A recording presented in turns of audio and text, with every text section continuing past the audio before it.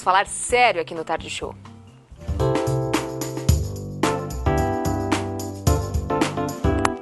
Eu aposto que muitos cuidadores e familiares também estão se perguntando, será que existe?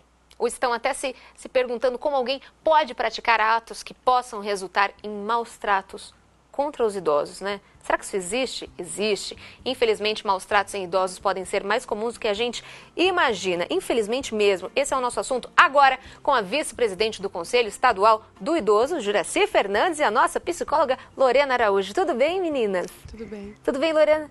Tudo Voltando ótimo. ao Tarde Show, ela estava de viagem, aproveitando a vida Férias. e volta agora com tudo, né, Lorena? Isso. E a Juracy, seja bem-vinda, viu, Juracy? Muito obrigada, eu que agradeço o convite. Vai ser ótimo, tenho certeza. Vamos falar de um assunto muito importante, mas antes de começar o bate-papo, a gente tem um vídeo sobre esse assunto que a gente vai ver agora. No mundo todo, 810 milhões de pessoas têm mais de 65 anos, representando mais de 11% da população mundial. Só no Brasil, são 23 milhões e meio de idosos, pessoas que deveriam levar uma vida tranquila, mas muitas vezes acabam sendo vítimas de vários tipos de agressão. No ano passado, a Secretaria Nacional de Direitos Humanos recebeu pelo Disque 100 mais de 21 mil denúncias de violência contra idosos. A maior parte eram casos de negligência e de violência psicológica. Na lista de denúncias mais registradas, depois do descaso e do assédio moral, seguem o abuso financeiro e econômico, violência física e abandono. Pelo Estatuto do Idoso, os agressores podem ser presos. As penas vão de 2 meses, no caso de exposição a perigo, a 12 anos, quando a violência resulta em morte. A lei, que entrou em vigor em 2003, também criou as delegacias especializadas no atendimento ao idoso. Esta, em São Paulo, recebe em média 5 denúncias por dia, feitas pessoalmente. O idoso, ele vem até a delegacia, nós o acolhemos e, dependendo desse primeiro contato, nós muitas vezes, com a presença do idoso aqui, nós recebemos a denúncia como anônima para poupar ao idoso. O anonimato é uma forma de contornar o medo do idoso em se expor, sentimento que se intensifica numa situação de agressão. Para esta médica, falta respeito aos idosos no Brasil. Nós temos que entender que agora a gente tem o envelhecimento e as pessoas precisam começar a entender e valorizar mais esse idoso. Então, por causa dessa desvalorização, talvez sociocultural que nós temos, haja mais violência contra o idoso. Isso aí, matéria muito legal da nossa parceira TV Brasil. Vamos falar sobre esse assunto. Acho que o que é mais dramático, pelo menos na minha opinião, na minha concepção, é que os principais causadores aí da violência contra os idosos estão dentro das residências, dentro dos asilos, dentro dos hospitais, né, Juracy? Sim, é isso mesmo que acontece, né? As estatísticas mostram isso, que hoje nós já temos o perfil do agressor, do idoso, que é normalmente dentro da própria família, né? Ainda dentro desse perfil, o maior agressor normalmente é o filho, o homem, né?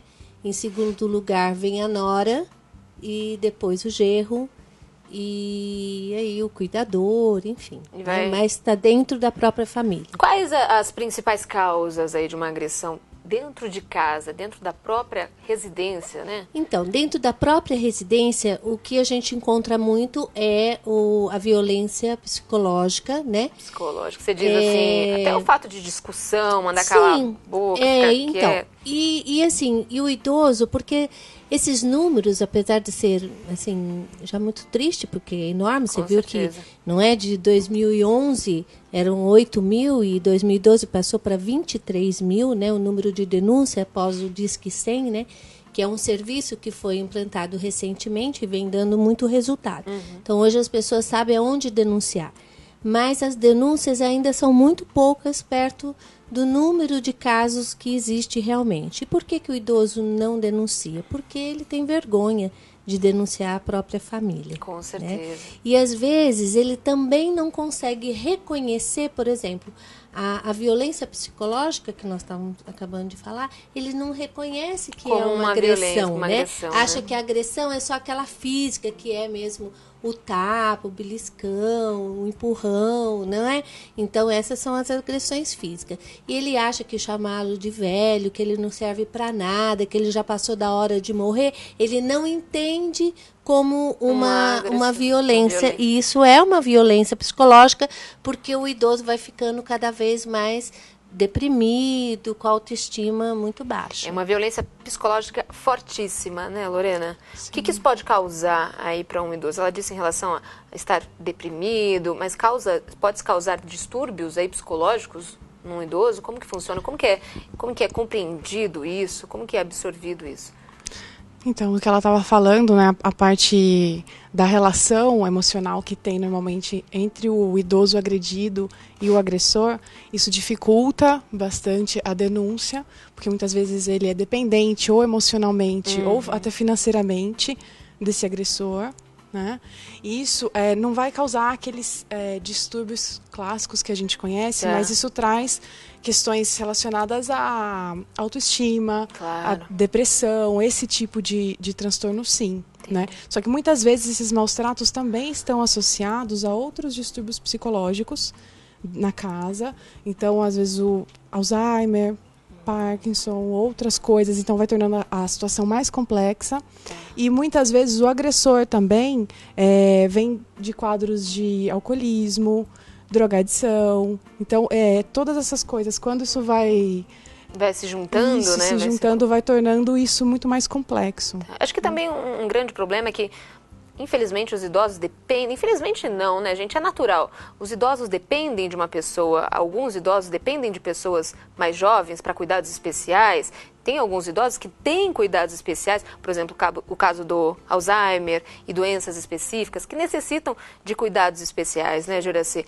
E acho que essa dependência acaba meio que se tornando, para algumas pessoas, meio que desgastante, né? Porque assim, o envelhecimento, o que acontece? O próprio idoso não se preparou para esse envelhecimento, não é? Então, assim, não cuidou tão bem da saúde. Então, envelheceu assim, numa condição muito ruim. Sim. A família, por sua vez, também hoje mudou muito, não é? As famílias, né? Claro. Antigamente sempre tinha uma mulher em casa para cuidar da pessoa mais velha, né? Hoje isso não existe mais. Hoje todos estão no mercado de trabalho. E o país envelheceu sem uma estrutura realmente para acolher essa população já envelhecida. Então, isso também é que vem favorecendo a questão da violência contra a pessoa idosa. Porque, assim, o Estado tem toda uma responsabilidade nisso também, não é? Porque o próprio Estatuto diz que a família, a obrigação primeira é da família, a gente entende isso, mas a família também precisa de apoio para poder cuidar desse idoso. Então, né? Aí falando em família, tem muitas famílias também que têm uma relação de interesse, né, nos idosos, interesse financeiro. Sim. E aí também gera uma violência grande, porque alguns avós, aliás, algumas avós e alguns avós quase que se sentem na obrigação de emprestar dinheiro, de fornecer dinheiro. Sim. Enfim, a gente Essa não é a sabe. terceira denúncia, né? De maus tratos é a violência financeira e patrimonial, né?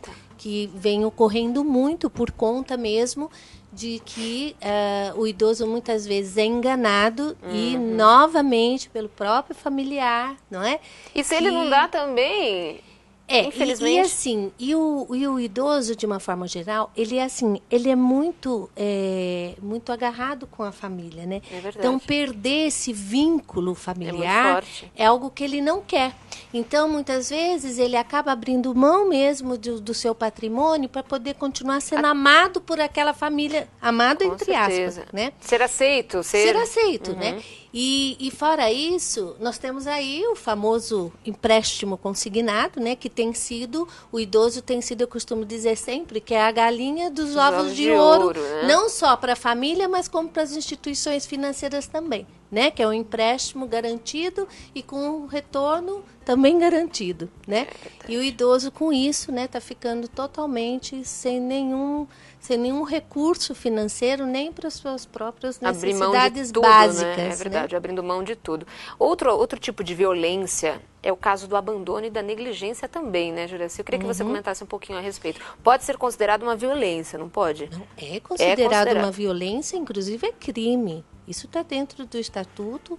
O que é considerado um abandono, Juraci? Então, por exemplo, você abandonar o idoso num hospital, que é o que ocorre muito, o idoso fica doente, ele acaba sendo levado para o hospital e lá não vai buscar mais, né? Então ele fica abandonado e muitas vezes ocupando o leito. A gente já tem um problema sério de saúde dentro do país, não é? Infelizmente. O SUS aí não dá conta do recado. Fora isso, ainda vários leitos estão sendo ocupados por idosos, não é? Que foram abandonados em hospitais. Como nós também não temos número suficiente de entidades de longa permanência, né? Então o que ocorre? Acaba ficando nesses leitos de hospitais, né? Então é um problema muito sério que nós temos aí para enfrentar, mas as políticas precisam acontecer de fato, né? Sim. Então o estatuto tem lá uma série de leis, né? Mas que ainda estão no papel, né? Esses serviços precisam ser implantados na maioria dos municípios. Olha, Mogi, até que a gente assim está meio que avançado perto dos outros municípios. E olha que falta muita coisa. É verdade. Mas mesmo assim, nós temos por exemplo, três instituições filantrópicas, não é, que atende o idoso carente, sem família, ou que a família comprovadamente não tem como cuidar desse idoso. Nós temos vaga dentro das instituições filantrópicas no município. E nós temos 3. A maioria dos municípios aqui da região do Alto Tietê não tem instituições filantrópicas, né? Entendi. Então nós podemos citar aí Guararema, Biritiba, Mirim, que não tem. Vive pedindo vaga para Mogi das Cruzes. Esses municípios precisam acordar, não é, que a população está envelhecendo e precisa desses serviços. Como que acontece esses serviços aí nessas instituições? Sim. É um serviço assim, oferece um aparato satisfatório aos idosos? Como que acontece isso? Hoje, a maioria dos municípios tem conselho municipal, não é? Compete ao Conselho Municipal fazer a fiscalização dessas entidades.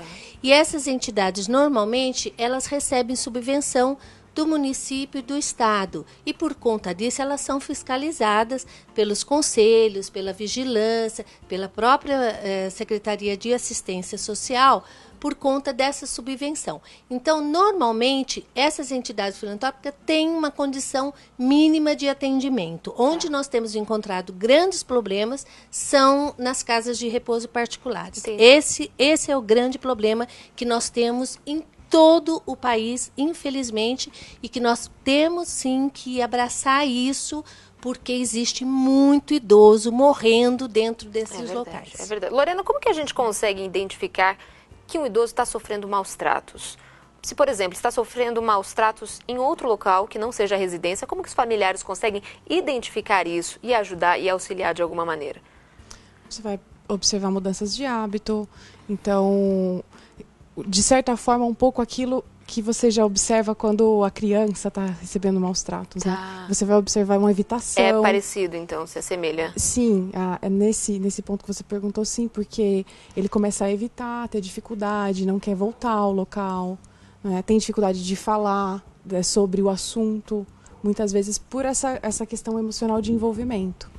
Entendi. Então tem que ser estudar. A família tem que estar sempre atenta, né, Juraci? A família tem que estar sempre atenta. E tem um agravante, né? Que normalmente os idosos que são colocados nessas casas, eles já estão com um comprometimento mental, né? Sim. Então, assim, eles não têm assim, muito como se comunicar, né, com os familiares, né? E às vezes não tem nem noção do que está acontecendo com eles. E acabam assim tratando como uma coisa normal, né? E o familiar muitas vezes faz que não está vendo, né? A falta de preparo de muitos profissionais, muitos cuidadores, né, de idosos, é um dos agravantes para a violência contra o idoso, porque eles ficam sob estresse. Né? Eles não têm a preparação para lidar com aquilo, o conhecimento que ele precisa para lidar com aquele momento. Tá, tanto o cuidador familiar quanto o profissional, né? Então, assim, por quê? Porque não existe essa capacitação. São poucos agora que começou com cursos de cuidadores de idoso, mas isso também precisa ser regulamentado, não é? Claro, com certeza. Então, cada um faz um curso, um faz de 6 horas, outro faz de 40 horas, enfim, né? Mas o que está sendo passado, né? Para esses profissionais que vão ser no futuro profissionais cuidadores. E a vítima disso tudo é o idoso, né? E o próprio familiar também, quando ele é o cuidador, ele também precisa de uma capacitação, né? Porque ele não tem o conhecimento, né? De como cuidar das pessoas mais velhas. Se nós hoje já observamos que mesmo na classe médica, né, os médicos não estão capacitados, médicos não estão capacitados, imagina uma pessoa que para não tem tratar dessa população idosa, você imagina então o cuidador. Com certeza, é verdade. Esse tipo de caso de violência acontece em que faixa etária, assim, a maior frequência acontece, Juraci? São sempre com os mais idosos, com os acamados, né? Então, assim, não tem assim uma idade. A partir de 60, não, 70, não. Normalmente o que acontece? É com o idoso que já está dependente. Esse é o que sofre mais maus tratos, né? Tanto que a gente costuma orientar sempre o idoso de que ele deve, o máximo possível, tentar manter a sua autonomia, fazer atividade física, se alimentar corretamente, para que ele possa envelhecer sem ficar dependente. Porque se ele ficar dependente, realmente a qualidade de vida cai muito e ele fica muito vulnerável realmente a esses maus tratos, né? Então, a dica é realmente, sabe, manter atividade física, participar, não é? Tá sempre dentro da família, procurando sempre tá indo nos aniversários, mantendo um convívio social, né? E muito cuidado com as quedas. A queda é uma coisa assim que o que acontece? 60% das pessoas que caem acabam indo para uma cadeira de roda. E depois que vai para uma cadeira de roda, acaba ficando acamado e aí começam os maus tratos. Infelizmente. Esse negócio de queda é realmente forte para os idosos, né? Infelizmente, acaba acarretando várias outras coisas. No caso dos idosos que vivem sozinhos, Juraci, como que o governo lida com isso? Como que o Estado lida com isso?